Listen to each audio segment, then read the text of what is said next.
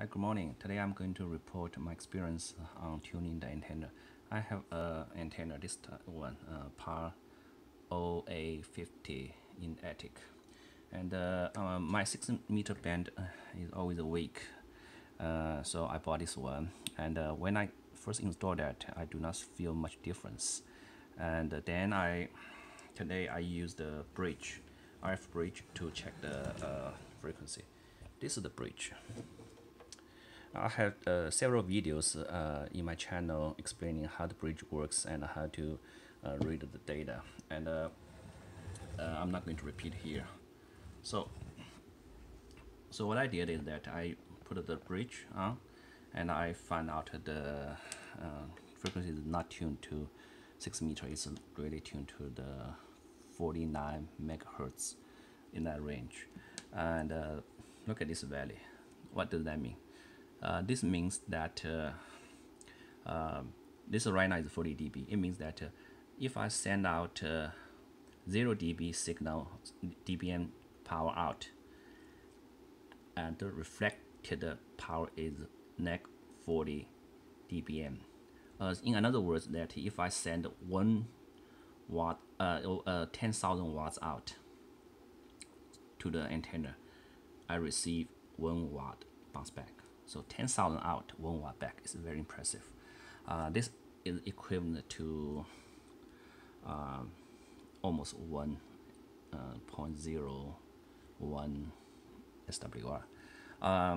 So how I tune it? I just my attic is on the 3rd floor, and this one is on the first ground floor. So I put another 2 phones work. I use FaceTime, one phone call another phone, so I can have the video feed from the second phone. So the first phone is put here, just like that, videotaping this screen, and the second phone I carry all the way to the attic, and I adjust the length of this antenna.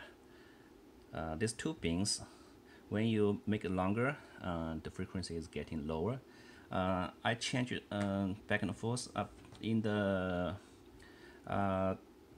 there's some effects, but not significant. Yes, for example, I am short, make it 1 inch shorter. I can see this valley is going higher a little bit, but it's not very effective. So at first I change the length, make it approximately in this range. Then I change the orientation. I changed so long time the orientation. When you change the orientation, you can see this valley, the shape is changed, but the valley is moved back and forth. Then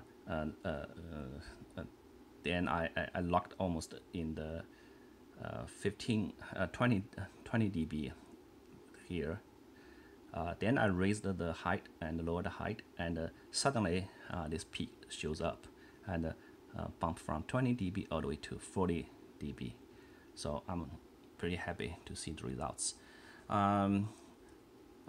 My setup is not ideal, so this antenna is on the attic, in the attic.